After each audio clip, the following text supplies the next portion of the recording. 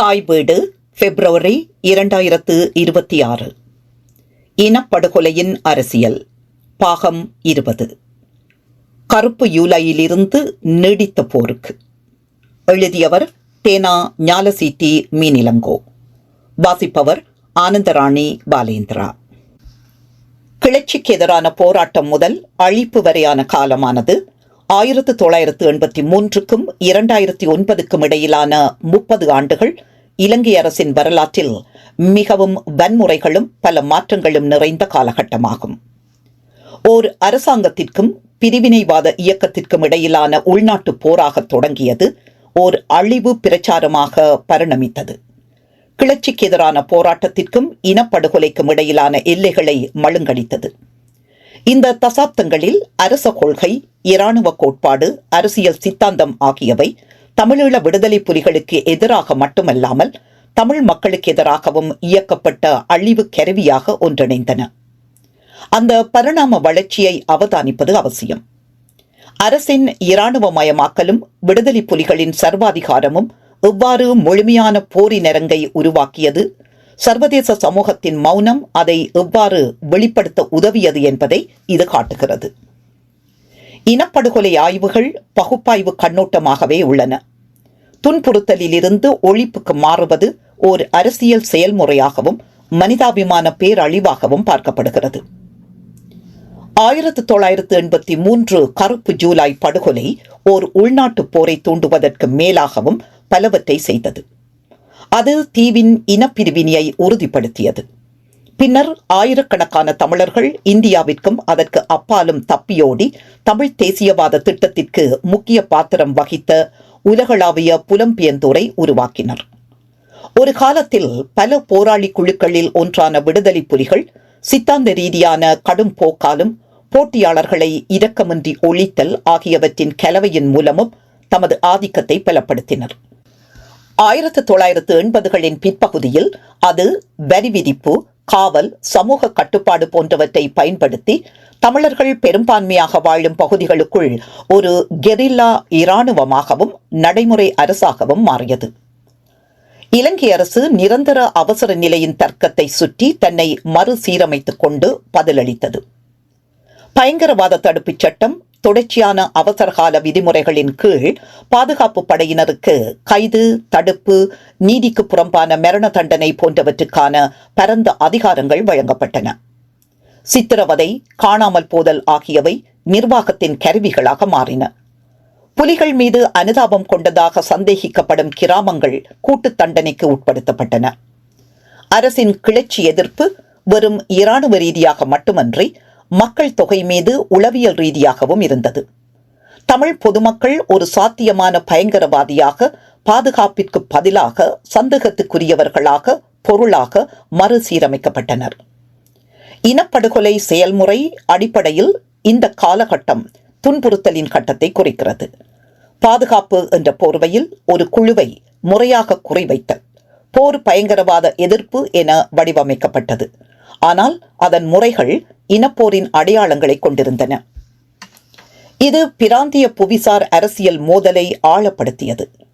தமிழ்நாட்டின் அழுத்தத்தின் கீழும் அகதிகள் வருகையாலும் பீதியடைந்தும் 1987ஆம் ஆண்டு இலங்கை இந்திய ஒப்பந்தத்தின் மூலம் இந்தியா தலையிட்டு தமிழ் போராளிகளை நிராயுத பாணியாக்கியும் வரையறுக்கப்பட்ட அதிகார பகிர்வை அமுல்படுத்த இந்திய அமைதி காக்கும் படையை பயன்படுத்தியது. இதன் விளைவாக இந்திய அமைதி காக்கும் படையினரால் 3 ஆண்டு காலம் அட்டூழியங்கள் நிகழ்ந்தன.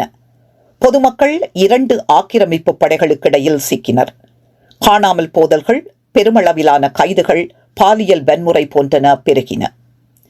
இந்த நிகழ்வு ஒரு மைய முரண்பாட்டை வெளிப்படுத்தியது. அமைதி காக்கும் நோக்கம் என்ற பெயரிலான வெளிப்புற தலையீடுகள் பெரும்பாலும் தமிழர் துன்பத்தை தீவிரப்படுத்தின. இந்திய அமைதி காக்கும் படையின் மிருகத்தனம் ஈழத்தமிழர்களிடையே இந்தியாவுக்கு இருந்த நன்னம்பிக்கை என்கிற தார்மீக மூலதனத்தை அரித்து எந்த அரசும் அவர்களை பாதுகாக்காது என்ற கருத்தை வலுப்படுத்தியது. 1990இல் இந்திய அமைதி காக்கும் படை வெளியேறிய போது இலங்கை இராணுவம் விரைவாக கட்டுப்பாட்டை மீண்டும் நிலைநிறுத்தியது. முழுமையான இராணுவமயமாக்கலால் குறிக்கப்பட்ட போரின் ஒரு புதிய கட்டத்தை தொடங்கியது. அடுத்த தசாப்தம் தேசிய பாதுகாப்பு அரசு என்று அழைக்கப்படக்கூடிய ஒன்றை ஒருங்கிணைப்பதை கண்டது. சிங்கள பௌத்த தேசியவாதத்தை இராணுவ தொழில்நுட்பத்துடன் இணைத்து கிளர்ச்சியை எதிர்த்தல் என்பது ஓர் ஆட்சி முறையாக மாறியது. ஜனாதிபதி ரணசிங்க பிரேமதாசா, சந்திரிகா குமாரதுங்க ஆகியோரின் அரசாங்கங்கள் அவ்வப்போது பேச்சுவார்த்தைகளை வெகுஜன வன்முறை பிரச்சாரங்களுடன் இணைத்தன. இன ரீதியான அதே நேரம் மூலோபாய ரீதியாக முக்கியத்துவம் வாய்ந்த கிழக்கு மாகாணம் கிளர்ச்சியை எதிர்ப்பதற்கான ஆய்வகமாக மாறியது. காத்தான்குடி, ஏறாவூர், மட்டக்களப்பு போன்ற இடங்களில் நடந்த நடவடிக்கைகள் கண்மூடித்தனமான கொலைகள், காணாமல் போதல்கள், துணை இராணுவ துணைப்படைகளின் செயற்பாடுகள் போன்றன நிகழ்ந்தன. ஒரு காலத்தில் தமிழ் வாழ்க்கையின் கலாசார இதயமாக இருந்த யாழ்ப்பாண தீபகற்பகம் இராணுவமயமாக்கப்பட்ட மண்டலமாக மாற்றப்பட்டது. 1995 வாக்கில் இலங்கை இராணுவத்தின் ஆபரேஷன் டிவிரச கடுமையான குண்டுவீச்சுக்கு பிறகு யாழ்ப்பாணத்தை மீண்டும் கைப்பற்றி கிட்டத்தட்ட 500,000 மில்லியன் பொதுமக்களை இடம்பெயர்த்தது. இந்த நடவடிக்கைகள் இனப்படுகொலை பிரச்சாரங்களின் சிறப்பியல்புகளை காட்டின. முற்றுகை தந்திரோபாயங்கள், பட்டினி முற்றுகைகள், பொதுமக்கள் உள்கட்டமைப்பை வேண்டுமென்றே குறிவைத்தல், பாடசாலைகள் மீதும் மருத்துவமனைகள் மீதும் வான்வழி தாக்குதல்கள் போன்றன வழக்கமாகிவிட்டன. அரசாங்கம் இத்தகைய செயல்களை மனிதாபிமானத்தின் மொழியான பயங்கரவாதத்தில் இருந்து தமிழர்களை விடுவித்தல் என்பதன் மூலம் நியாயப்படுத்தியது. வன்முறையை நல்லொழுக்கமாக்கிய நியாயப்படுத்தலின் கீழ் இது சாத்தியமானது. அதே நேரத்தில் புலிகளும் பயங்கரவாத செயல்களில் ஈடுபட்டனர். தற்கொலை குண்டுவெடிப்புகள், அரசியல் படுகொலைகள், வடக்கில் முஸ்லிம்களை இனச் சுத்திகரிப்பு செய்தல், இது சிங்கள அச்சங்களை மேலும் வேரூன்றச் செய்ததுடன் அரசின் கடுமையான நடவடிக்கைகளை நியாயப்படுத்தியது. புலிகளின் தீவிரவாதத்திற்கும் அரசு இராணுவவாதத்திற்கும் இடையிலான இயங்கியல் தமிழ் பொதுமக்கள் புலிகளின் சர்வாதிகார தேசியவாதம், அரசின் இனப்படுகொலை எதிர்ப்பு கிளர்ச்சி ஆகிய 2 வகையான ஆதிக்கங்களுக்கிடையில் சிக்கிக்கொள்வதை உறுதி செய்தது. 1990களின் பிற்பகுதியில் தனிநபர் கட்டாயமாக காணாமல் போதல் வீதம் உலகிலேயே அதிகமானதாக இலங்கையிலேயே இருந்தது. இராணுவ காவலில் ஆயிரக்கணக்கானோர் காணாமல் போனார்கள். அவர்கள் குடும்பங்கள் பெருந்திரளான மக்களின் புதைகுழிகளை தேடவோ அல்லது அரசு ஆணையங்களுக்கு பயனற்ற முறையில் மனு செய்யவோ சென்றனர். உள்நாட்டில் இடம்பெயர்ந்தவர்களுக்கான முகாம்கள் பெருகி பெரும்பாலும் இராணுவ கண்காணிப்பின் கீழ் இருந்தன. மனிதாபிமான நெருக்கடி போர் மண்டலத்திற்கு அப்பால் நீண்டது. எரிபொருள், மருந்து, உணவு மீதான தடைகள் தமிழ் மக்களை நெரித்தன. வடக்கின் பொருளாதாரம் அமைப்பு ரீதியாக அழிக்கப்பட்டது. மனித உரிமைகள் கண்காணிப்பாளர்கள் இதனை முற்றுகை பொருளாதாரம் என்று விவரித்தனர். இனப்படுகொலை ஆய்வுகள் கண்ணோட்டம் இதனை அழிவுகரமான வாழ்க்கை நிலைமைகளை ஏற்படுத்துவதாக குறிக்கிறது. இது இனப்படுகொலை சமவாயத்தின் கீழ் பட்டியலிடப்பட்டுள்ள முக்கிய செயல்களில் ஒன்று. அறிவிக்கப்பட்டாலும் மறுக்கப்பட்டாலும் உயிர் வாழ்வதை சாத்தியமற்றதாக்குவதன் மூலம் ஒரு மக்களின் விருப்பத்தை உடைப்பது என்கிற நோக்கம் தெளிவாக இருந்தது. தமிழ் பொதுமக்களின் உயிரிழப்புகள் தற்செயலானவை அல்ல. அவர்கள் விடுதலை புலிகளை அதன் சமூக தளத்திலிருந்து துண்டிப்பதற்கான அரசின் உத்தியில் கருவிகளாக இருந்தனர். சர்வதேச மனிதாபிமான நிறுவனங்கள் கடுமையான கட்டுப்பாடுகளின் கீழ் செயற்பட்டன. மக்களுடனான இவற்றின் அணுக்கம் அரசாங்கத்தால் கட்டுப்படுத்தப்பட்டதுடன் வெளிநாட்டு தொழிலாளர்கள் அவ்வப்போது வெளியேற்றப்பட்டனர். குறிப்பாக 9/11க்கு பிறகு அமெரிக்கா, இங்கிலாந்து, ஐரோப்பிய ஒன்றியம் ஆகியவற்றால் விடுதலை புலிகள் பயங்கரவாத அமைப்பாக தடை செய்யப்பட்ட போது பயங்கரவாதம் பற்றிய கதையாடல் உலகளாவிய விவாதத்தில் ஆதிக்கம் செலுத்தியது. இந்த உலகளாவிய சீரமைப்பு இலங்கைக்கு பயங்கரவாத எதிர்ப்பு வெற்றி சோதனையை வழங்கி அதன் முறைகளை நியாயப்படுத்தியதுடன் வெளிப்புற விமர்சனங்களை அமைதிப்படுத்தியது. நோர்வேயின் மத்தியஸ்தத்துடன் 2002ஆம் ஆண்டு மேற்கொள்ளப்பட்ட போர் நிறுத்த ஒப்பந்தம் ஒரு புதிய அத்தியாயத்தை திறப்பதாக தோன்றியது. சிறிது காலத்திற்கு போரினால் ஏற்பட்ட சோர்வும் சர்வதேச அழுத்தமும் ஒரு பலவீனமான அமைதியை உருவாக்கின. புலிகள் தங்கள் கட்டுப்பாட்டு பகுதிகளில் அதிகாரப்பூர்வமாக செயற்பட்டனர். சோதனை சாவடிகள் அகற்றப்பட்டன. பொதுமக்கள் வீடு திரும்பினர். சர்வதேச நன்கொடையாளர்கள் மறுகட்டமைப்பிற்கு வளங்களை வழங்கினர். ஆனால் மேற்பரப்புக்கு கீழே போர் நிறுத்தம் இரு தரப்பினராலும் ஒரு மூலோபாய மறுசீரமைப்பை மறைத்தது. புலிகளை பொறுத்தவரை போர் நிறுத்தம் தம்மை மீண்டும் கட்டியெழுப்பவும் மீண்டும் ஆயுதமேந்தவும் ஒரு வாய்ப்பாக இருந்தது. அரசுக்கு அழிவின் மூலம் விடுதலை என்ற புதிய முன்னுதாரணத்தின் கீழ் ஒரு தீர்க்கமான இராணுவ வெற்றிக்கு தயாராகும் வாய்ப்பாக இது இருந்தது. சமாதான முன்னெடுப்பு ஒரு இறையாண்மை கொண்ட அரசுக்கும் ஒரு அரசு சாராத அரங்காடிக்கும் இடையிலான கட்டமைப்பு சமச்சீரற்ற தன்மையை வெளிப்படுத்தியது. 2006ஆம் ஆண்டு ஜனாதிபதி மஹிந்த ராஜபக்ஷவின் கீழ் அரசாங்கம் பேச்சுவார்த்தைகளில் இருந்து விலகிய போது முழுமையான போருக்கான கருவி ஏற்கனவே நடைமுறையில் இருந்தது. வெளியுறவு அமைச்சர் லக்ஷ்மன் கதிர்காமர் படுகொலை, மாவிலாறு மதகுகளை விடுதலை புலிகள் மூடியமை, கெப்பிட்டி கொல்லாவில் பேருந்து குண்டுவெடிப்பு ஆகியவை புதுப்பிக்கப்பட்ட இராணுவ தாக்குதல்களுக்கு சாக்குப்போக்கை வழங்கின. ஆயினும் கூட முக்கிய குறிக்கோள் விடுதலை புலிகளை தோற்கடிப்பது மட்டுமல்ல, தமிழர் அரசியல் சுயாட்சியை முற்றிலுமாக அகற்றுவதாகும். 2006இல் தொடங்கப்பட்ட மனிதாபிமான நடவடிக்கை அளவிலும் நோக்கத்திலும் முன்னோடியில்லாதது. எல்லா நாடுகளினதும் இராணுவ ஆதரவு, மேற்கத்திய பயங்கரவாத எதிர்ப்பு ஆதரவு மற்றும் துணிச்சலான சிங்கள தேசியவாத ஆணை ஆகியவற்றுடன் ராஜபக்ஷ நிர்வாகம் பயங்கரவாதத்தை முழுமையாக ஒழித்தல் என்று அழைத்ததை தொடர்ந்தது. நடைமுறையில் இது தமிழர்களின் எதிர்ப்பை அழித்து தமிழ் பொதுமக்களை கூட்டு தண்டனைக்கு உட்படுத்தியது. வன்னி பகுதிக்குள் இராணுவம் முன்னேறிய போது பொதுமக்கள் அறிவிக்கப்பட்ட தாக்குதல் நடத்தா பாதுகாப்பு வலயங்களுக்கு கூட்டமாக அழைத்துச் செல்லப்பட்டனர். இராணுவத்திற்கு GPS வசதிகள் இருந்து இலக்குகள் துல்லியமாக தெரிந்த போதும் மீண்டும் மீண்டும் இந்த வலயங்களுக்கு குண்டுகள் வீசப்பட்டன. ஷெல் தாக்குதல் நிகழ்ந்தது. மருத்துவமனைகள், உணவு விநியோக மையங்கள் மற்றும் ஐநா வசதிகள் தாக்கப்பட்டன. ஐநா மற்றும் மனிதாபிமான அமைப்புகள் வெளியேற வேண்டிய கட்டாயம் ஏற்பட்டது. பத்திரிகையாளர்கள் தடை செய்யப்பட்டனர். 2009ஆம் ஆண்டின் தொடக்கத்தில் தொடர்ச்சியான குண்டுவீச்சுகளின் கீழ் வடகிழக்கு கடற்கரையில் இலட்சக்கணக்கானோர் சிக்கிக் கொண்டனர். நேரில் கண்ட சாட்சிகளின் கணக்குகள், செயற்கைக்கோள் படங்கள் மற்றும் ஐநா அறிக்கைகள் பின்னர் பெருந்தொகை உடல்களின் புதைகுழிகள், சுருக்கமான மரண தண்டனைகள் மற்றும் முறையான பாலியல் வன்முறைகளை ஆவணப்படுத்தின. ஐநா நிபுணர் குழு 2011 பல்லாயிரக்கணக்கான பொதுமக்கள் இறப்புகளை மதிப்பிட்டுள்ளது. அதே நேரத்தில் பெட்ரி அறிக்கை 2012 ஐநா அமைப்பின் பொதுமக்களை பாதுகாப்பதற்கான கடுமையான தோல்வியை ஒப்புக்கொண்டது. இலங்கை தொடர்பான ஐநாவின் அறிக்கை 2015 போர்க்குற்றங்கள் மற்றும் மனித குலத்துக்கு எதிரான குற்றங்கள் குறித்த நம்பகமான குற்றச்சாட்டுகளை அடையாளம் கண்டுள்ளது. இந்த செயல்கள் இனப்படுகொலையாக இருந்ததா என்பதுதான் எஞ்சியிருக்கும் கேள்வி. அரசின் வன்முறை தமிழர்களை LTTE-ஆகவும் ஒரு கூட்டு அடையாளமாகவும் குறிவைத்தது என்பதை சான்றுகள் தெரிவிக்கின்றன. மருத்துவமனைகள் மீது வேண்டுமென்றே ஷெல் தாக்குதல், மனிதாபிமான நிவாரணம் மறுப்பு, சரணடைந்த போராளிகள் கொலை செய்தல் ஆகியவை இனப்படுகொலை அறிஞர்கள் நோக்கம் என்று அழைக்கும் வடிவத்தை வெளிப்படுத்துகின்றன. தமிழ் அரசியல் அமைப்பை அழிப்பது, அதன் சமூக கட்டமைப்பை சீர்குலைப்பது மற்றும் அதன் உயிர் பிழைத்தவர்களை நிரந்தர அடிபணியச் செய்வதே இதன் நோக்கமாகும். இந்த காலகட்டம் முழுவதும் சர்வதேச சமூகம் அலட்சியத்திற்கும் உடந்தைக்கும் இடையில் ஊசலாடியது.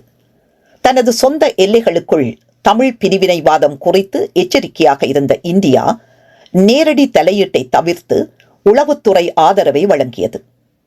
சீனாவும் பாகிஸ்தானும் ஆயுதங்களை வழங்கி ஐநா பாதுகாப்பு கவுன்சிலில் இலங்கையை தணிக்கையிலிருந்து பாதுகாத்தன. உலகளாவிய பயங்கரவாதத்துக்கு எதிரான போரில் கவனம் செலுத்திய மேற்கத்திய சக்திகள் இலங்கையை வெற்றிகரமான கிளர்ச்சியை எதிர்ப்பதற்கான ஒரு மாதிரியாக கருதின. அதற்காக ஆயுத உதவி முதல் உளவு தகவல்கள், செய்மதி படங்கள் வரை அனைத்தையும் வழங்கின. மனிதாபிமான நிறுவனங்கள் உண்மையை விட நடுநிலைமைக்கு முன்னுரிமை அளிக்கும் அணுகல் ஒப்பந்தங்களால் கட்டுப்படுத்தப்பட்டன. ஐநா ஊழியர்கள் பொதுமக்கள் உயிரிழப்புகள் குறித்து எச்சரிக்கை எழுப்ப முயன்ற போது அவர்களின் எச்சரிக்கைகள் அரசியல் கணக்கீட்டால் முடக்கப்பட்டன. பெட்ரி அறிக்கை பின்னர் இதை கடுமையான நிறுவன தோல்வி என்று விவரித்தது. இது ருவாண்டா மற்றும் ஸ்டெப்டெனிகாவில் முந்தைய ஐநாவின் செயலற்ற தன்மையை எதிரொலித்தது. இந்த சர்வதேச மௌனம், இனப்படுகொலை அறிஞர்கள் அனுமதிக்கும் நிலைமைகள், பெர்மிசிவ் கண்டிஷன்ஸ் என்று அழைக்கும் குற்றவாளிகள் எந்த விளைவுகளும் இல்லாமல் செயற்பட முடியும் என்று ஊகிக்கும் சூழ்நிலைகளை வலுப்படுத்தியது. தண்டனையிலிருந்து விலக்கு என்பது அதன் மிகப்பெரிய ஆயுதம் என்பதை இலங்கை அரசு அறிந்து கொண்டது. மே 2009 துப்பாக்கிகள் அமைதியாகிவிட்ட போது கிட்டத்தட்ட 300,000 தமிழ் பொதுமக்கள் இராணுவத்தால் நடத்தப்படும் நலன்புரி முகாம்களில் தடுத்து வைக்கப்பட்டனர். இவை உண்மையில் தடுப்பு மண்டலங்கள், முள்வேலி அமைக்கப்பட்ட, பாதுகாக்கப்பட்ட, கட்டுப்படுத்தப்பட்ட பிரதேசங்கள். மனிதாபிமான அணுகல் தடை செய்யப்பட்டது. முகாம் சுற்றளவுக்குள் காணாமல் போதல்கள் தொடர்ந்தன. ஆண்களும் பெண்களும் பிரிக்கப்பட்டு, விசாரிக்கப்பட்டு, சித்திரவதைக்கும் பாலியல் வன்முறைக்கும் உட்படுத்தப்பட்டனர். அரசாங்கத்தின் மறுவாழ்வு பற்றிய விவரிப்பு மோதலுக்கு பிந்திய இனப்படுகொலை மூடல்களை நினைவூட்டும் வகையில் வெகுஜன சிறைவாசம் என்ற செயல்முறையை மறைத்தது. அதே நேரத்தில் அரசு நினைவழிப்பு பிரச்சாரத்தை தொடங்கியது. புலிகளின் கல்லறைகள் புல்டோசர்களால் இடிக்கப்பட்டன. தமிழ் நினைவு சின்னங்கள் அழிக்கப்பட்டன. தெற்கில் வெற்றி அணிவகுப்புகள் கொண்டாடப்பட்டன. வடக்கு கிழக்கில் இராணுவ தளங்கள் மற்றும் புத்த கோவில்களால் நிரம்பி வழிந்தன. அதே நேரத்தில் இடம்பெயர்ந்த தமிழர்கள் தங்கள் நிலங்களுக்கு திரும்ப மறுக்கப்பட்டனர். போரின் முடிவு அமைதியை குறைக்கவில்லை, மாறாக மறுப்பு நிறுவனமயமாக்குவதை குறைத்தது. போர் நடந்த காலங்களை இனப்படுகொலை ஆய்வுகளுக்குள் நிலைநிறுத்துவது என்பது மெதுவான ஆனால் தெளிவான முன்னேற்றத்தை கண்டுபிடிப்பதாகும். துன்புறுத்தல் 1983 1990 அவசரகால ஆட்சியின் கீழ் அரசு வன்முறை இயல்பாக்கப்பட்டது. தமிழர்கள் உள் எதிரிகளாக சித்தரிக்கப்பட்டனர். தயாரிப்பு 1990 2005 இராணுவமயமாக்கல், பிரச்சாரம் மற்றும் இடஞ்சார்ந்த கட்டுப்பாடு ஆகியவை வெகுஜன வன்முறையின் வழிமுறைகளை நிறுவின. அழிப்பு 2006 2009 பொதுமக்களை நேரடியாக குறிவைத்தல், உள்கட்டமைப்பை அழித்தல் மற்றும் நிவாரணம் மறுத்தல். மறுப்பு 2009 தற்போது வரை நினைவாற்றலை அடக்குதல், இராணுவமயமாக்கப்பட்ட ஆக்கிரமிப்பு மற்றும் வரலாற்று திருத்தல்வாதம். ஒவ்வொரு கட்டமும் அடுத்த கட்டத்திற்கு அத்திவாரமிட்டது. இனப்படுகொலை என்று அழைக்கப்படுவதை துண்டித்தல் மற்றும் உச்சக்கட்டமாக உருவாக்கியது. போர் அரசை மாற்றவில்லை, அது அதன் சாரத்தை வெளிப்படுத்தியது என்றே விளங்கிக் கொள்ள வேண்டியுள்ளது. 2009 ஆண்டளவில் இலங்கை அரசு காலனித்துவத்திற்கு பிந்திய கிளர்ச்சியின் ஒரு புதிய மாதிரியை முழுமையாக்கியது. இன தேசியவாதம், முழு இராணுவமயமாக்கம், சர்வதேச தண்டனையின்மை ஆகியவற்றின் தொகுப்பாக அது வெளிப்பட்டது. புலிகளின் அழிவு உலகளவில் பயங்கரவாதத்தின் மீதான வெற்றியாக கொண்டாடப்பட்டது. ஆனால் அது பொதுமக்களின் அரசியல் கலாசார இருப்பையும் மக்கள் தொகையையும் அழிக்கும் விலையில் வந்தது. சட்ட ரீதியாக இனப்படுகொலை இன்னும் தீர்மானிக்கப்படவில்லை. தார்மீக பகுப்பாய்வு அடிப்படையில் சான்றுகள் மிகப்பெரியவை. பல்லாண்டுகள் நீண்ட போர் ஒரு பாரபட்சமான ஜனநாயகத்தை கடைபிடித்த நிலையில் இருந்து ஓர் இனப்படுகொலை அரசாக மாற்றியது. அழிவு எந்திரம், அதிகாரத்துவம், இராணுவம் மற்றும் சித்தாந்தம் போரின் முடிவில் கரைந்து போகவில்லை. அது வெறுமனே வடிவத்தை மாற்றி போருக்கு பிந்திய ஆட்சியில் தன்னை பதித்துக் கொண்டது. இறுதிப் போர், அழிவின் முழுமையான பகுப்பாய்வு. பாதுகாப்பான மண்டலங்கள் இருப்பதாக எங்களுக்கு சொல்லப்பட்டது. ஆனால் நாங்கள் சென்ற இடமெல்லாம் குண்டுகள் எங்களை பின்தொடர்ந்தன. உயிர் பிழைத்தவரின் சாட்சியம், முள்ளிவாய்க்கால் 2009. போரின் இறுதிக் கட்டங்களில் இலங்கை அரசாங்கமும் விடுதலை புலிகளும் நடத்திய நடத்தை சர்வதேச சட்டத்தின் முழு அமைப்பின் மீதும் ஒரு கடுமையான தாக்குதலை குறிக்கிறது. ஐநா நிபுணர் குழு அறிக்கை 2011.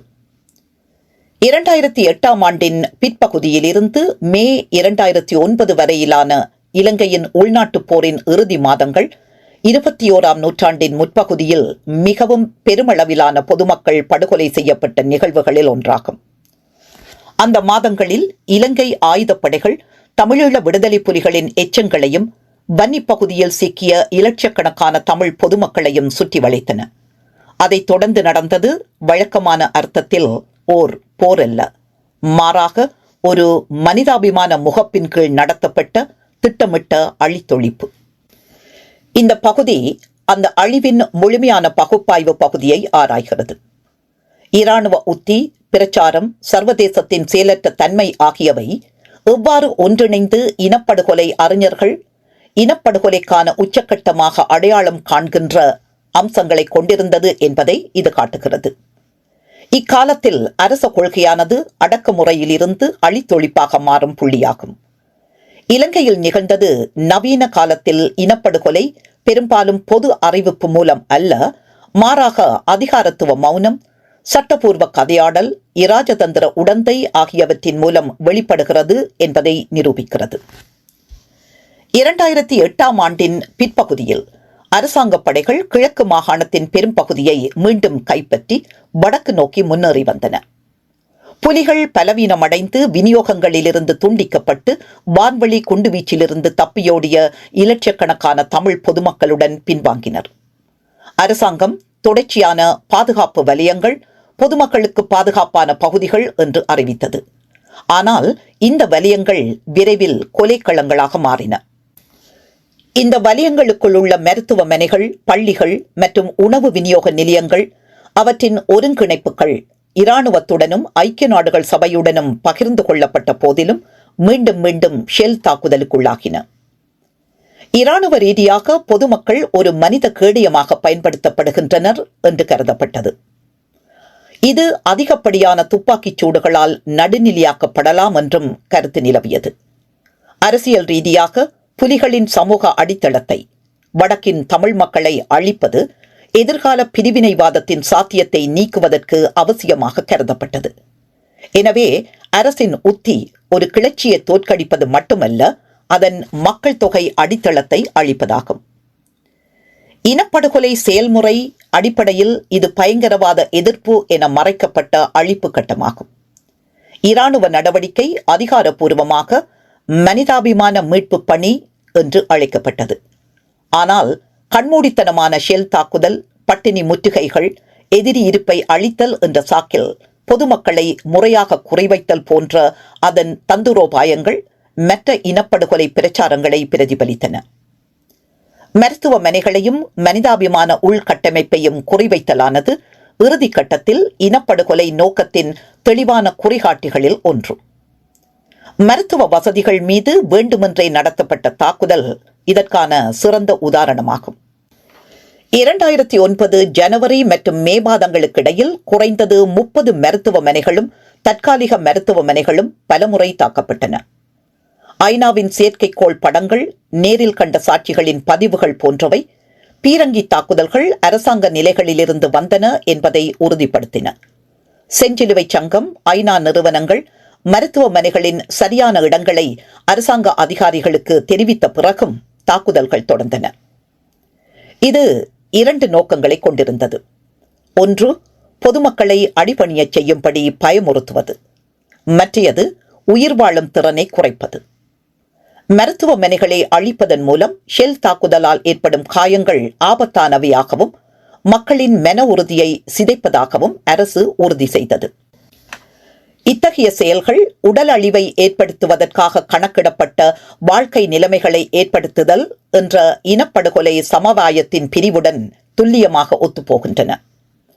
புலிகள் மருத்துவமனைகளை இராணுவ நோக்கங்களுக்காக பயன்படுத்துகிறார்கள் என்ற அரசாங்கத்தின் விவரிப்பு பாதிக்கப்பட்டவரின் இருப்பு ஒரு வகையான ஆக்கிரமிப்பாக மறுவடிவமைக்கப்படும் பிற இனப்படுகொலை சூழல்களில் காணப்படும் வடிவங்களை பிரதிபலிக்கிறது. மனிதாபிமான அணுகல் மறுப்பு திட்டமிட்ட குண்டுவீச்சுடன் இணைந்து போர் மண்டலத்தை ஓர் அழிப்பு பாதையாக மாற்றியது. இறுதி தாக்குதலின் போது விதிக்கப்பட்ட மனிதாபிமான முற்றுகை என்பது அழிவுகரமான நிலைமையையே ஏற்படுத்தியது.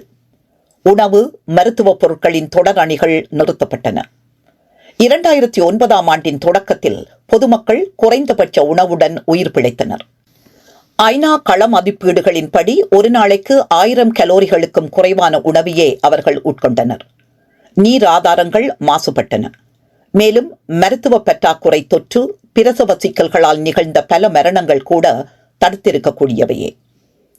ஐநா சர்வதேச செஞ்சிலுவை சங்கம் உள்ளிட்ட சர்வதேச நிறுவனங்கள் செப்டம்பர் 2008 அரசாங்க உத்தரவுகளின் கீழ் வெளியேற வேண்டிய கட்டாயம் ஏற்பட்டது. இந்த விலகல் யுத்த பிரதேசங்களிலிருந்து கடைசி சுயாதீன சாட்சிகளை நீக்கியது. இந்த செயலை இனப்படுகொலை அறிஞர் ஜாக்யூஸ் செமலின் ஒளிபுகா அரசியல், பாலிடிக்ஸ் ஆஃப் ஆப்போசிட்டி என்று அழைக்கிறார். அட்டூழியத்தை கண்ணுக்கு தெரியாததாக மாற்றுவதற்கான வேண்டுமென்றே கையாளப்பட்ட உத்தி. முற்றுகை இவ்வாறு உடல் ரீதியாகவும் தகவல் ரீதியாகவும் இருந்தது. அணுகல்களையும் செய்தி பரிமாற்றத்தையும் கட்டுப்படுத்துவதன் மூலம் அரசு ஒரு மூடிய இடத்தை உருவாக்கியது. அதில் பெருந்தொகையான வன்முறை ஆய்வு இல்லாமல் தொடர முடியும். நிவாரண மறுப்பு, கவனிப்பு மறுப்பு போன்றவற்றின் தொகுப்பாக மக்களையும் சாட்சியங்களையும் அழிக்கும் முயற்சி இனப்படுகொலை ஆட்சிகளின் சிறப்பியல்பு. மே 2009 விடுதலை புலிகள் இயக்கம் வீழ்ந்தபோது இடைத்தரகர்களின் அறிவுறுத்தலின் பேரில் நூற்றுக்கணக்கான போராளிகளும் பொதுமக்களும் வெள்ளைக் கொடிகளை அசைத்து சரணடைய முயன்றனர்.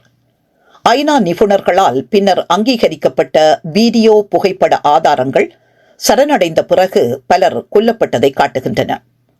அவர்களில் மூத்த விடுதலை புலி அரசியல் பிரமுகர்கள், மருத்துவ ஊழியர்கள், பொதுமக்கள் அடங்குவர். வெள்ளைக்கொடி மரண தண்டனைகள் அனைத்து சட்ட கட்டுப்பாடுகளையும் வேண்டுமென்றே கைவிட்டதை அம்பலப்படுத்துகின்றன. மூத்த அதிகாரிகளின் மேற்பார்வையின் கீழ் சரணடைந்தவர்களை கொல்வது போர்க்களத்தில் மிகைப்படுத்தலை அல்ல, மாறாக எதிரியை முற்றிலுமாக அழிக்கும் ஓர் அரசியல் முடிவை குறிக்கிறது. இத்தகைய நடவடிக்கைகள் இராணுவ தேவையை விட முழுமையான ஒழிப்பின் இனப்படுகொலை தர்க்கத்தை நிரூபிக்கின்றன. பிடிபட்ட பொதுமக்களை நடத்துவதையும் அதே தர்க்கம் கட்டுப்படுத்தியது. கைதிகள் நெரிசலான முகாம்களில் வைக்கப்பட்டனர். சித்திரவதை, பாலியல் வன்முறை, காணாமலாக்கப்படுதல் ஆகியன கட்டற்று நிகழ்ந்தன. சரணடைந்தோரில் ஆயிரக்கணக்கானோர் இன்னும் கண்டுபிடிக்கப்படவில்லை. போர்க்களத்திற்கு அப்பால் போருக்கு பிந்திய அரசின் அதிகாரத்துவ இயந்திரங்களுக்குள் அழிக்கும் செயல்முறை நீட்டிக்கப்பட்டது. இந்த காலகட்டத்தில் ஐக்கிய நாடுகள் சபையின் நடத்தை அதன் வரலாற்றில் மிகவும் பின் விளைவுகளை கொண்ட தோல்விகளில் ஒன்றாகும். இலங்கை அரசாங்கத்தின் அழுத்தத்தின் கீழ் செயல்பட்ட கொழும்பில் உள்ள ஐநாட்டு நாட்டுக்குழு உயிரிழப்பு மதிப்பீடுகளை குறைத்து மதிப்பிட்டு பொது மோதலை தவித்தது. எச்சரிக்கை விடுக்க முயன்ற ஊழியர்கள் அணுகலை இழக்க நேரிடும் என்ற அச்சத்தில் நியூயார்க்கில் உள்ள தலைமையகத்தால் அமைதியாக்கப்பட்டனர். சார்ல்ஸ் பெட்ரி தலைமையிலான உள் மறு ஆய்வுக்குழு 2012 பின்னர் ஐநா பொதுமக்களை பாதுகாப்பதில் கடுமையாக தவறிவிட்டது என்றும் துன்பத்தின் அளவை போதுமான அளவு தெரிவிக்கவில்லை என்றும் முடிவு செய்தது. மனிதாபிமான கொள்கைகள் இராஜதந்திர எச்சரிக்கைக்கு கீழ்ப்படுத்தப்பட்ட சுய தணிக்கை கலாச்சாரத்தை அது விவரித்தது. இதற்கிடையில் பாதுகாப்பு கவுன்சில், சீனா மற்றும் ரஷ்யாவின் எதிர்ப்பு மற்றும் மேற்கத்திய நாடுகளின் தெளிவற்ற தன்மை காரணமாக இலங்கையை அதன் முறையான நிகழ்ச்சி நிரலில் சேர்க்க மறுத்துவிட்டது. இந்த செயலற்ற தன்மை இனப்படுகொலை கோட்பாட்டாளர்கள் அனுமதிக்கும் சூழல், பெர்மிசிவ் என்வாயர்மெண்ட் என்று அழைப்பதை உருவாக்கியது. இலங்கை அரசாங்கம் தண்டனையின்றி செயற்பட முடியும் என்பதை புரிந்து கொண்டது. ருவாண்டா பாணியிலான தலையீடு இருக்காது, சர்வதேச சீற்றம் இருக்காது என்பதை இலங்கை அறிந்திருந்தது. அட்டூழியங்களை இனப்படுகொலை என்று பெயரிட ஐநாவின் தயக்கம் கொலை தொடர அனுமதித்த மறுப்பு முறையை வலுப்படுத்தியது. சர்வதேச உடந்தையாதல் ஐநாவுக்கு அப்பால் நீட்டிக்கப்பட்டது. அமெரிக்கா, பிரித்தானியா, ஐரோப்பிய ஒன்றியம் ஆகியன பொதுமக்கள் உயிரிழப்புகள் குறித்து கவலை தெரிவித்தாலும் போரை பயங்கரவாத எதிர்ப்பு நடவடிக்கையாக பரந்த அளவில் வடிவமைத்தன. பயங்கரவாத எதிர்ப்பு சட்டங்களின் கீழ் விடுதலை புலிகளை அவர்கள் தடை செய்திருந்தனர். சட்டபூர்வமாக பாதுகாக்கக்கூடியதாக இருந்தாலும் தடை செய்யப்பட்ட ஓர் அமைப்புடன் மக்களை இணைப்பதன் மூலம் தமிழ் பொதுமக்கள் துன்பத்தை அரசியல் ரீதியாக நியாயமற்றதாக்கினர். ராஜீவ்காந்தியை விடுதலை புலிகள் படுகொலை செய்ததால் சீண்டப்பட்டிருந்த இந்தியா மனிதாபிமான அடிப்படையில் தலையிட மறுத்த அதே வேளையில் சீனாவும் பாகிஸ்தானும் இராஜதந்திர உதவியை இலங்கைக்கு வழங்கின. இலங்கை அரசாங்கத்தின் தீர்க்கமான வெற்றி பிராந்தியத்தை உறுதிப்படுத்தும் பிரிவினைவாத கிளர்ச்சிகள் மீது நாடுகளின் இறையாண்மையை உறுதிப்படுத்தும் என்கிற புவிசார் அரசியல் கணக்கீடு தெளிவாக இருந்தது. இந்த அர்த்தத்தில் 9/11க்கு பிந்திய கிளர்ச்சி எதிர்ப்புக்கான ஆய்வகமாக இலங்கை மாறியது. ஓர் அரசு ஒரு கிளர்ச்சி இயக்கத்தை எவ்வாறு அழிக்க முடியும், அதே நேரத்தில் பாரிய அட்டூழியத்தை ஒரு உள்நாட்டு காவல் விஷயமாக எவ்வாறு வடிவமைக்க முடியும் என்பதை நிரூபித்தது. மற்ற ஆட்சிகள் இலங்கையிலிருந்து கற்றுக்கொண்ட பாடம் சிலிர்க்க வைக்கும் உண்மையை சொன்னது. பயங்கரவாத எதிர்ப்பு என்ற போர்வையால் மூடப்பட்டிருந்தால் இனப்படுகொலையை சர்வதேச விளைவுகள் இல்லாமல் தொடர முடியும் என்பதே அந்த பாடமாகும். போர் வலயத்துக்குள் பொதுமக்கள் இனப்படுகொலை அழிவின் வாசலை சந்திக்கும் நிலைமைகளை தாங்கினர். முழு குடும்பங்களும் ஆழமற்ற கிடங்குகளில் புதைக்கப்பட்டனர் அல்லது தற்காலிக தங்குமிடங்களில் உயிருடன் எரிக்கப்பட்டனர். பெண்கள் பாலியல் வன்கொடுமை, பாலியல் சித்திரவதைக்கு ஆளானார்கள். அதிலும் பெரும்பாலும் உறவினர்கள் முன்னிலையில் குழந்தைகள் பெற்றோரிடமிருந்து பிரிக்கப்பட்டனர். முதியவர்கள் பசியாலும் போதிய சிகிச்சை அளிக்கப்படாத காயங்களாலும் இறந்தனர். உயிர் பிழைத்தவர்களின் சாட்சியங்கள் இடைவிடாத பயங்கரத்தின் நிலப்பரப்பை விவரிக்கின்றன. தொடர்ச்சியான குண்டுவீச்சின் கீழ் மக்கள் ஒரு பாதுகாப்பு வலயத்திலிருந்து இன்னொரு இடத்திற்கு நகர்கின்றனர். குறைந்து வரும் பொருட்களில் இயங்கும் மருத்துவமனைகள், திறந்த வெளிகளில் சிதைவடையும் சடலங்கள் என்பன அன்றாட காட்சிகளாகின. குடும்பத்தினர் பலர் ஷெல் தாக்குதலில் இருந்து தஞ்சமடைய ஆழமற்ற அகழிகளை தோண்டினர். ஆனால் குண்டுகள் விழுந்தபோது அவற்றிலேயே புதைக்கப்பட்டனர். 2009ஆம் ஆண்டின் முற்பகுதியில் தமிழ் மக்களின் அனுபவம் ருவாண்டாவின் நியாருபுயே முதல் பொஸ்னியாவின் ஸ்டெப்டனிகா வரையிலான பிற இனப்படுகொலை முற்றுகைகளுக்கு இணையாக உள்ளது. ருவாண்டாவிலும் பொஸ்னியாவிலும் பொதுமக்கள் சர்வதேச கண்காணிப்பின் கீழ் சிக்கி படுகொலை செய்யப்பட்டனர். இலங்கையில் படுகொலை டிஜிட்டல் யுகத்தில் வெளிப்பட்டது. செயற்கைக்கோள் படங்கள், இராஜதந்திர கேபிள்கள் உண்மையான நேரத்தில் அழிவை ஆவணப்படுத்தியிருந்தன. உலகம் பார்த்து கொண்டிருந்தது, ஆனால் எதுவும் செய்யவில்லை என்ற உண்மை வெளிச்சத்துக்கு வந்தது. மே 18, 2009 அன்று போர் முடிவடைந்த போது அரசாங்கம் வெற்றியை அறிவித்து சிங்கள பௌத்த தேசியவாதத்தின் வெற்றி களிப்புடன் கொண்டாடியது. அதிகாரப்பூர்வ இறப்பு எண்ணிக்கை குறைக்கப்பட்டது. பொதுமக்கள் உயிரிழப்புகளுக்கு விடுதலை புலிகள் மீது குற்றம் சாட்டப்பட்டன. பொதுமக்கள் உயிரிழப்புகள் 0 என்ற சொற்றொடர் ஒரு மந்திரமாக மாறியது. ஏராளமான எதிர்மாறான சான்றுகள் இருந்த போதிலும் உள்நாட்டு மற்றும் சர்வதேச மன்றங்களில் இது மீண்டும் மீண்டும் கூறப்பட்டது. உயிரிழப்புகள் குறித்த தகவல்கள் வெளியான போதெல்லாம் இலங்கை அரசின் பதில் மறுப்பாகவும் நியாயப்படுத்துவதாகவும் தலைகீழ் மாற்றத்தின் உன்னதமான வடிவத்தை பின்பற்றியது. இராணுவத்தை பொறுப்பு கோரலில் இருந்து விடுவித்த, ஊடக கதைகளை கட்டுப்படுத்திய, விமர்சகர்களை துரோகிகளாக சித்தரிக்கும் உள்நாட்டு ஆணையங்களை அது நிறுவியது. அதிகாரப்பூர்வ நிலைப்பாட்டை கேள்வி கேட்ட பத்திரிகையாளர்கள் துன்புறுத்தப்பட்டனர், நாடு கடத்தப்பட்டனர் அல்லது கொல்லப்பட்டனர். மனிதாபிமான வெற்றி என்ற கதை இனப்படுகொலையின் யதார்த்தத்தை மாற்றியது. சர்வதேச அளவில் முறையான இனப்படுகொலை தீர்மானம் இல்லாதது தண்டனையின்மையை நிலைநிறுத்தியுள்ளது. ஐநா மனித உரிமை கவுன்சிலின் தீர்மானங்கள் வழக்கு தொடராமல் சமரசம் மற்றும் இடைக்கால நீதியில் கவனம் செலுத்தியுள்ளன. இதன் விளைவாக அழித்தல் அடிப்படையில் கட்டமைக்கப்பட்ட ஓர் அரசியல் ஒழுங்கு நிலைநிறுத்தப்பட்டது. இது உண்மையை மறுப்பது என்பது பிற வழிகளில் வன்முறையின் தொடர்ச்சியாகும் என்பதை உறுதிப்படுத்தியது. இலங்கை நிகழ்வு சமகால இனப்படுகொலை ஆய்வுகளின் மையமான மனிதாபிமானத்தின் மொழியில் வெகுஜன அட்டூழியங்கள் நிகழலாம் என்ற முரண்பாட்டை அம்பலப்படுத்துகிறது. அரசாங்கத்தின் நடவடிக்கை அதிகாரப்பூர்வமாக ஒரு மீட்பு பணியாக வடிவமைக்கப்பட்டால் சர்வதேச அரங்காடிகள் பயங்கரவாதத்துக்கு எதிரான ஒரு தேவையான நடவடிக்கையாக அதை பகுத்தறிவு செய்வர். பாதுகாப்பு, மனிதநேயம் ஆகியவற்றின் இந்த கலவையானது அரசியல் கோட்பாட்டாளர் மஹமூத் மம்டானி எதிர்ப்பு கிளர்ச்சியின் ஒழுக்கமயமாக்கல், மாரலைசேஷன் ஆஃப் கவுண்டர் இன்சர்ஜென்சி என்று அழைப்பதை குறிக்கிறது. இந்த தார்மீக கட்டமைப்பில் கொலை என்பது சுத்திகரிப்பு, தேசத்திற்கான மீட்பின் ஒரு செயல். போர் தமிழர்களுக்கு எதிரானது அல்ல, பயங்கரவாதத்துக்கு எதிரானது என்று சிங்கள பெரும்பான்மையினரிடம் கூறப்பட்டது. இருப்பினும் பாதிக்கப்பட்டவர்கள் பெருமளவில் தமிழ் பொதுமக்கள். போராளி, போராளி அல்லாதவர் இடையேயான வேறுபாடு கலைக்கப்பட்டு அரசின் தர்க்கத்தின் இனப்படுகொலை மையத்தை வெளிப்படுத்தியது. அது தமிழ் அரசியல் அபிலாசையின் சாத்தியத்தை அழிப்பதன் மூலம் தீவை பாதுகாப்பது என்பதை நோக்காக கொண்டது. ஐநாவினதும் உலக சக்திகளினதும் தோல்வி வெறுமனே நிறுவன ரீதியானது அல்ல, கருத்தியல் ரீதியானது. அரச இறையாண்மை, பயங்கரவாத எதிர்ப்பு விவரிப்புகளுக்கு சலுகை அளிப்பதன் மூலம் இனப்படுகொலையை மனிதாபிமான நிர்வாகத்தின் கட்டமைப்புகளுக்குள் பொதிந்துள்ள ஒரு செயல்முறையாக அவர்கள் அங்கீகரிக்க தவறிவிட்டனர். இவ்வாறு சர்வதேச ஒழுங்கு எவ்வாறு அட்டூழியங்களுக்கு உடந்தையாக முடியும் என்பதற்கான ஓர் ஆய்வாக இலங்கை நிற்கிறது. 2008-2009 இறுதிப் போர் ஓர் உள்நாட்டுப் போருக்கு ஒரு துயரமான முடிவு அல்ல.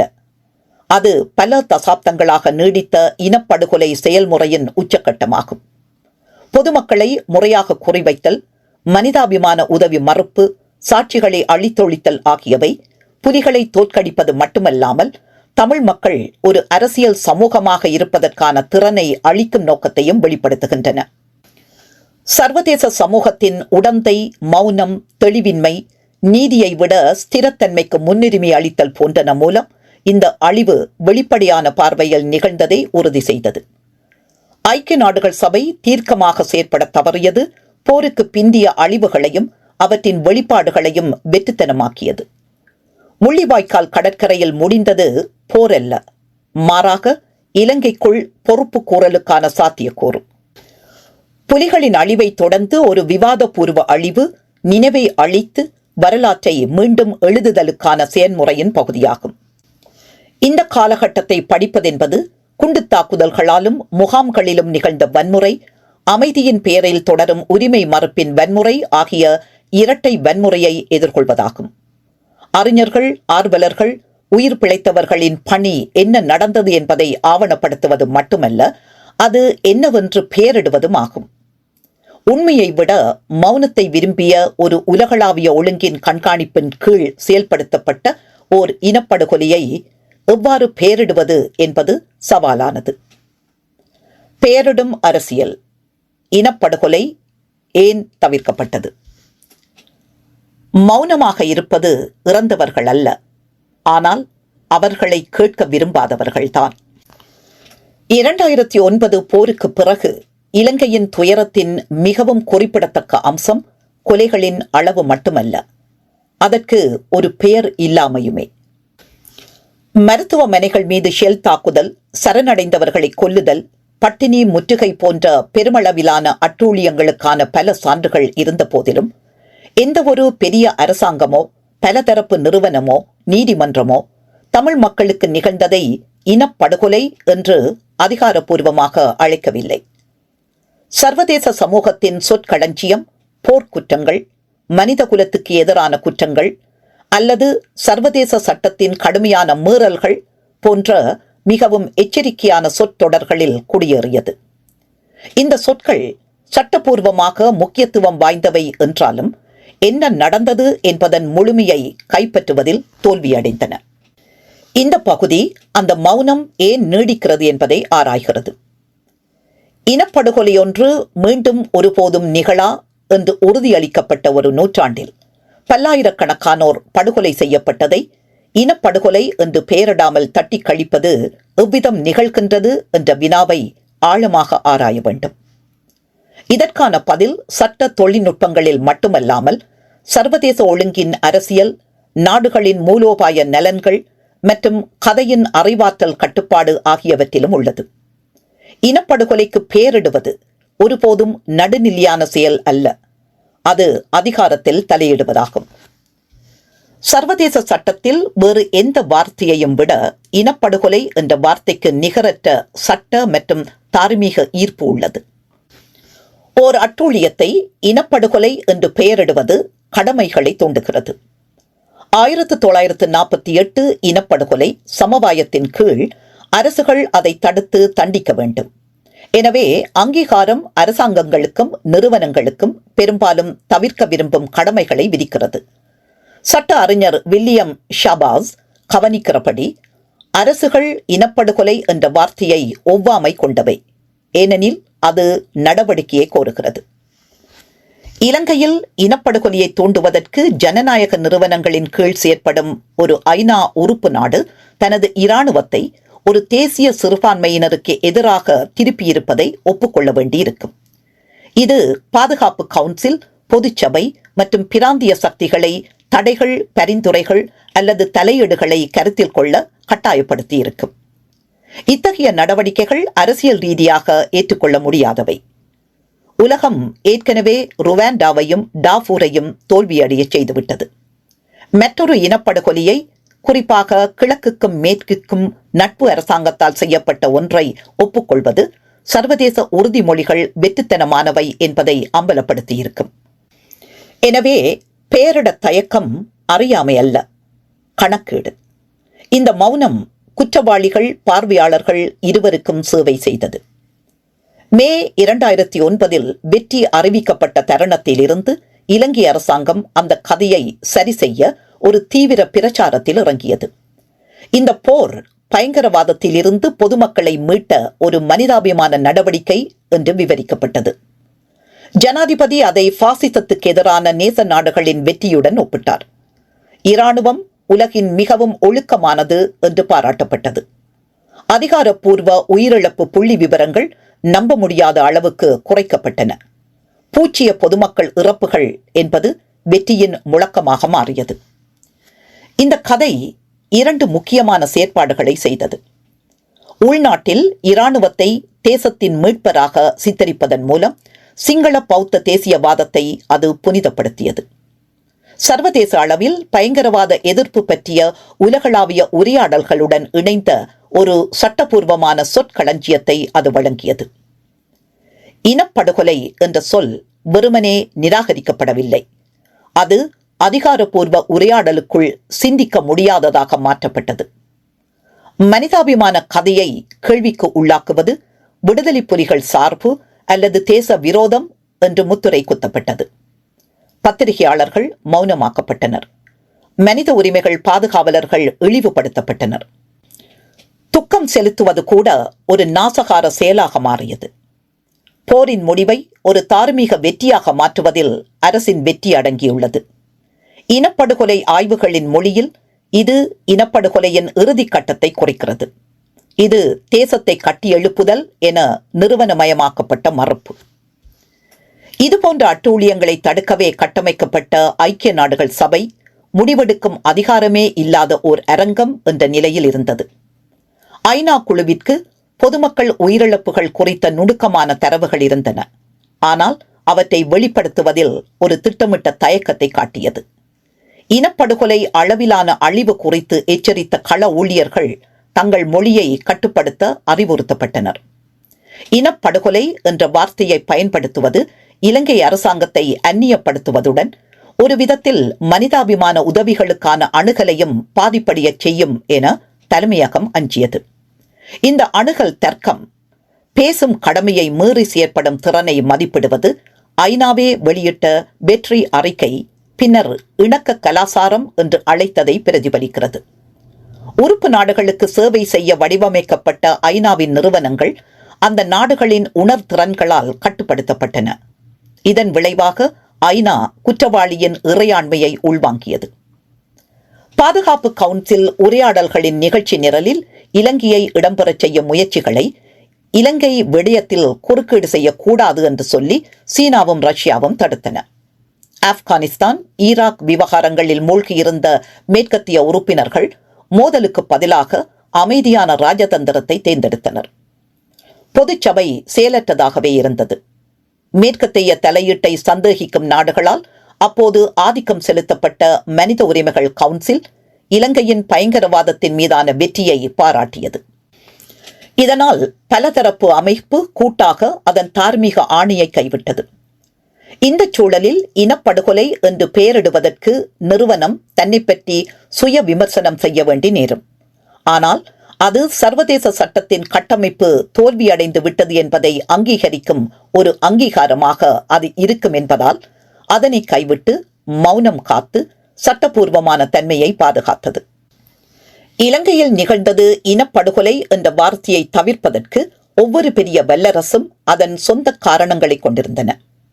ராஜீவ்காந்தியின் படுகொலையால் சீண்டப்பட்ட இந்தியா அத்துடன் தமிழ்நாட்டில் பிரிவினைவாத உணர்வு குறித்து எச்சரிக்கையையும் மனதில் கொண்டு போரை இலங்கையின் உள் விவகாரமாக வடிவமைத்தது. அதன் ராஜதந்திர முன்னுரிமை பொறுப்புக்கூறல் அல்ல, பிராந்திய ஸ்திரத்தன்மை. நடந்தது ஓர் இனப்படுகொலையே என்று அங்கீகரிப்பது கொழும்பை ஸ்திரமின்மைக்குள்ளாக்கி ஜலசந்தி முழுவதும் தமிழ் தேசியவாதத்தை தைரியப்படுத்தியிருக்கும். அதை இந்தியா விரும்பவில்லை. சீனாவும் பாகிஸ்தானும் இலங்கையை இந்திய பெருங்கடலில் ஒரு மூலோபாய பங்காளியாகவும் ஆயுதங்களுக்கும் உள்கட்டமைப்பு அபிவிருத்தி வாய்ப்புகளுக்காக ஓர் இலாபகரமான சந்தையாகவும் பார்த்தன.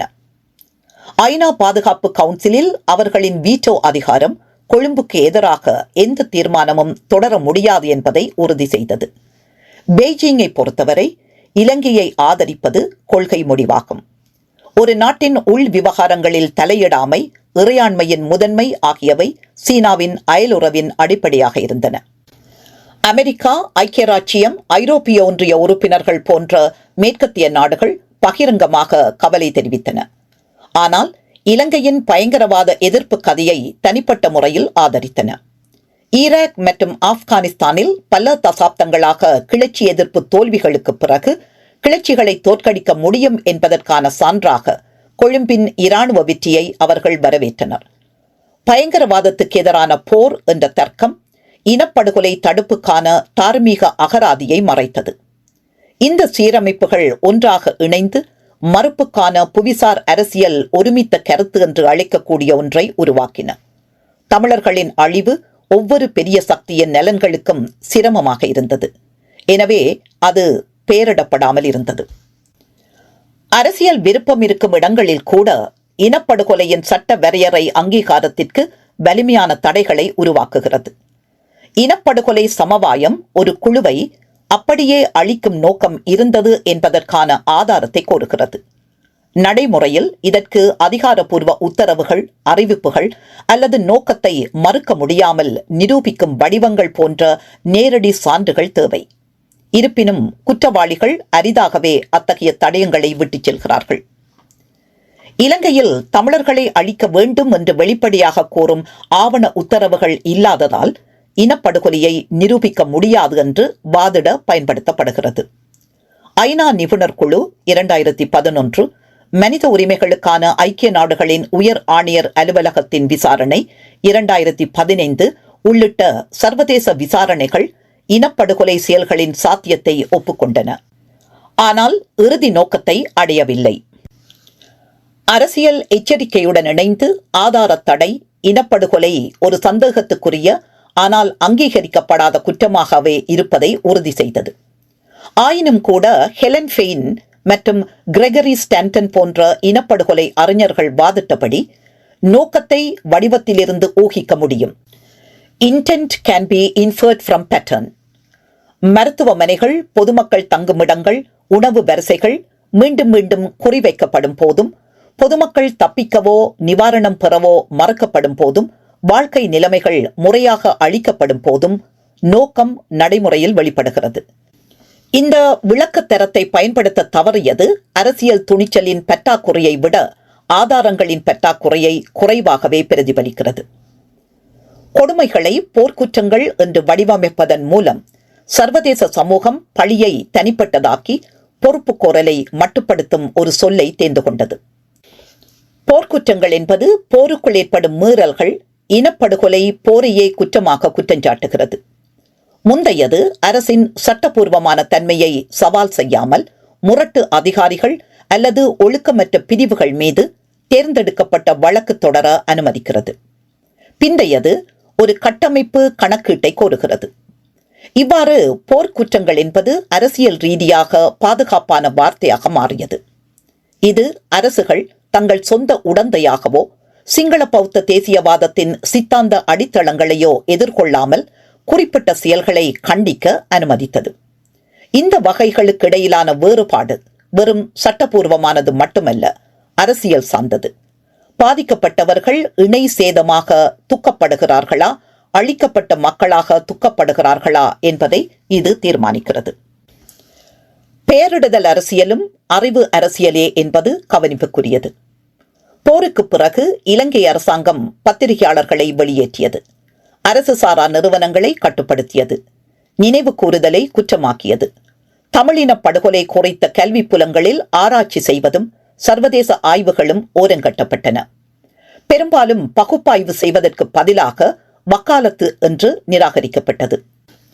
இந்த அறிவார்ந்த வன்முறை கீழ்நிலை அறிவின் முறையான செல்லாததாக்குதல், அதற்கு முந்தைய உடல் ரீதியான வன்முறையை பிரதிபலிக்கிறது. அரச விவரிப்புகளால் பாதிக்கப்பட்டு அணுகலால் கட்டுப்படுத்தப்பட்ட உலகளாவிய ஊடகங்கள் தூய்மையான போர் பற்றிய அதிகாரப்பூர்வ கூற்றுகளை மீண்டும் மீண்டும் கூறுகின்றன. அட்டூழியங்களை ஆவணப்படுத்த புலம்பெயர்ந்த தமிழரின் முயற்சிகள் ஒரு கட்சி சார்புடையதாக சித்தரிக்கப்பட்டன. இதன் விளைவாக நம்பகத்தன்மையின் படிநிலை ஏற்பட்டது. அதில் உயிர் பிழைத்தவர்களின் குரல்கள் மிக குறைந்த அதிகாரம் கொண்டவை. அத்தகைய சூழலில் இனப்படுகொலையை பெயரிடுவது ஒரு சட்ட செயற்பாடாக மட்டுமல்லாமல் அறிவார்ந்த எதிர்ப்பின் செயற்பாடாகவும் மாறுகிறது. இனப்படுகொலை என்ற சொல் ஏன் தவிர்க்கப்பட்டது என்பதை புரிந்து கொள்வது மௌனம் என்பது இயலாமை அல்ல, கட்டமைப்பு என்பதை அங்கீகரிப்பதில் தொடங்குகிறது. சர்வதேச சட்டமும் ராஜதந்திரமும் அரச இறையாண்மையை பாதுகாப்பதற்காக கட்டமைக்கப்பட்டுள்ளன, அதை சவால் செய்ய அல்ல. ஐநா அதன் மிகவும் சக்தி வாய்ந்த உறுப்பினர்களின் துன்பத்தில் மட்டுமே இனப்படுகொலை என்று பெயரிட முடியும். அதன் அதிகாரத்துவங்கள் நெருக்கடிகளை நிர்வகிக்க வடிவமைக்கப்பட்டுள்ளன, அரசுகளை குற்றஞ்சாட்ட அல்ல. இலங்கையின் விவகாரம் இந்த முரண்பாட்டை அம்பலப்படுத்துகிறது. பயங்கரவாத எதிர்ப்பு மற்றும் இறையாண்மை என்ற சொற்களுக்குள் அவ்வாறு செய்தால் ஒரு அரசு பல்லாயிரக்கணக்கான சொந்த குடிமக்களை அழிக்க முடியும். சர்வதேச சமூகம் இனப்படுகொலை என்று பெயரிட மறுப்பது விதிவிலக்கான தோல்வியை அல்ல, மாறாக நீதியை விட ஒழுங்கை முன்னுரிமைப்படுத்தும் ஓர் அமைப்பின் இயல்பான செயல்பாட்டை வெளிப்படுத்துகிறது. இந்த அர்த்தத்தில் இலங்கையும் 1948க்கு முன் ஆர்மேனியா, 1980களில் குவாட்டமாலா, மேற்கு பப்புவா, ரோஹிங்கியாக்கள் என்கிற அங்கீகரிக்கப்படாத இனப்படுகொலைகளின் வரிசையில் இணைகிறது. இவை ஒவ்வொன்றும் குற்றத்தைப் போலவே நடந்தது இனப்படுகொலையே என்று அங்கீகரிப்பதும் அரசியலே என்பதை நமக்கு நினைவூட்டுகிறது. இலங்கையின் அட்டூழியத்தை இனப்படுகொலை என்று அழைக்க மறுப்பது ஆழமான விளைவுகளை ஏற்படுத்துகிறது. இது நீதி, நல்லிணக்கம், நினைவாற்றலின் சாத்தியக்கூறுகளை வடிவமைக்கிறது. அடையாள குறியீடுகள் இல்லாமல் உயிர் பிழைத்தவர்களின் கூற்றுகள் சட்டவிரோதமாக்கப்படுகின்றன, இழப்பீடுகள் குறைக்கப்படுகின்றன, வரலாற்று விவரிப்புகள் வேண்டுமென்றே அளிக்கப்படுவதை விட சிக்கலான மோதல்கள் என்று மீண்டும் எழுதப்படுகின்றன. இனப்படுகொலை என்கிற அங்கீகாரம் இல்லாமை உள்நாட்டில் அரசு இராணுவமயமாக்கல், நில கையகப்படுத்தல், கலாசார அழிப்பு ஆகியவற்றினை தொடர்வதற்கு அனுமதிக்கிறது. சர்வதேச அளவில் இது தண்டனையின்மைக்கு ஒரு முன்னுதாரணத்தை அமைக்கிறது. இலங்கை மாதிரி முழுமையான அழிவின் மூலம் போரை வெல்வதும் பின்னர் அதை மறுப்பதும் கிளர்ச்சிகளை எதிர்கொள்ளும் பிற நாடுகளுக்கும் ஒரு முன்மாதிரியாக மாறியுள்ளது. தமிழ் மக்களை பொறுத்தவரை அங்கு நிலவுகின்ற போருக்கு பிந்திய அமைதி நிலை சிக்கலானது. அது அங்கீகாரம் இல்லாமல் வாழ்வது என்பது தத்துவஞானி ஜோர்ஜியோ அகம்பென் பிரிவினை வலயங்கள், ஜோன் ஆஃப் இன்டிஸ்டிங்ஷன் என்று அழைக்கும் நிலைமையில் வசிப்பதாகும். இந்த மௌனத்தை உடைப்பதற்கு இனப்படுகொலையொன்றினை இனப்படுகொலை என்றே அழைப்பதற்கான அதிகாரத்தை மீண்டும் பெற வேண்டும். தமிழ் ஆர்வலர்கள், அறிஞர்கள், புலம்பெயர் சமூகங்கள் தங்கள் வாதங்கள், நினைவு கூறல்கள் மற்றும் சட்ட முயற்சிகளில் இனப்படுகொலை என்ற வார்த்தையை அதிகளவில் ஏற்றுக்கொண்டுள்ளனர். இந்த கூற்று வெறும் சொல்லாட்சி அல்ல, இது வரலாற்றுக்கு எதிரான ஓர் எதிர்கூற்று. இந்த வார்த்தையை வலியுறுத்துவதன் மூலம் அவர்கள் உண்மையின் மீதான அரசின் ஏகபோகத்தை சவால் செய்வதுடன் சர்வதேச அமைப்பின் தார்மீக வங்குரோத்து நிலையையும் அம்பலப்படுத்துகிறார்கள். இந்த அர்த்தத்தில் இனப்படுகொலை என்ன நடந்தது என்பதற்கான விளக்கமாகவும் குற்றத்துக்கு ஏற்ப பொறுப்பு கூறலுக்கான கோரிக்கையாகவும் மாறுகிறது. அங்கீகாரம் இறந்தவர்களை உயிர்ப்பிக்காது, ஆனால் அது தார்மீக ஒழுங்கை மீட்டெடுக்கவும் உயிருள்ளவர்களின் கண்ணியத்தை உறுதிப்படுத்தவும் முடியும். நிறைவு குறிப்புகள். இலங்கை வழக்கில் இனப்படுகொலை என்ற வார்த்தையை தவிர்ப்பது சட்டப்பூர்வ சொற்பொருள்களின் தற்செயல் நிகழ்வு அல்ல. இது அரசுகளை தார்மீக தீர்ப்பிலிருந்து பாதுகாக்க வடிவமைக்கப்பட்ட புவிசார் அரசியலினதும் அறிவியலியல் ஒழுங்கினதும் அடிப்படையில் திட்டமிட்டு கட்டமைக்கப்பட்டதாகும். ஐநாவின் எச்சரிக்கை, அதிகாரத்துவம், உலக சக்திகளின் மூலோபாய நலன்கள், இலங்கை அரசின் பிரச்சாரம் ஆகியவை இணைந்து முள்ளிவாய்க்காலில் விழுந்த குண்டுகளைப் போல ஒரு கொடிய மௌனத்தை உருவாக்கின. தமிழ் மக்களுக்கு நடந்ததை இனப்படுகொலை என்று பெயரிடுவது இலங்கையின் குற்றங்களை மட்டுமல்ல, சர்வதேச அமைப்பின் தோல்விகளையும் எதிர்கொள்வதாகும். துணிச்சல் இல்லாத சட்டம் வெறும் நடைமுறை என்றும், உண்மையில்லாத ராஜதந்திரம் உடந்தை என்றும் வலியுறுத்துவதாகும். எனவே இலங்கையில் நடந்தது இனப்படுகொலை என்று அங்கீகரிக்கப்படும் வரை இலங்கையில் போர் அதன் இராணுவ பரிமாணத்தில் அல்ல, ஆனால் அதன் தார்மீக கணக்கீட்டில் முழுமையடையாமல் உள்ளது என்றே பொருள். புலமைத்துவத்தினதும் செயல்பாட்டினதும் பணி அந்த மௌனத்தை துளைப்பது, நிறுவனங்கள் மிகவும் அஞ்சும் வார்த்தையை பேசுவது, அத்துடன் இறந்தவர்களுக்கு அவர்கள் இறப்புக்கு காரணமான மறுக்கப்பட்ட பேரை மீட்டெடுப்பது. நன்றி.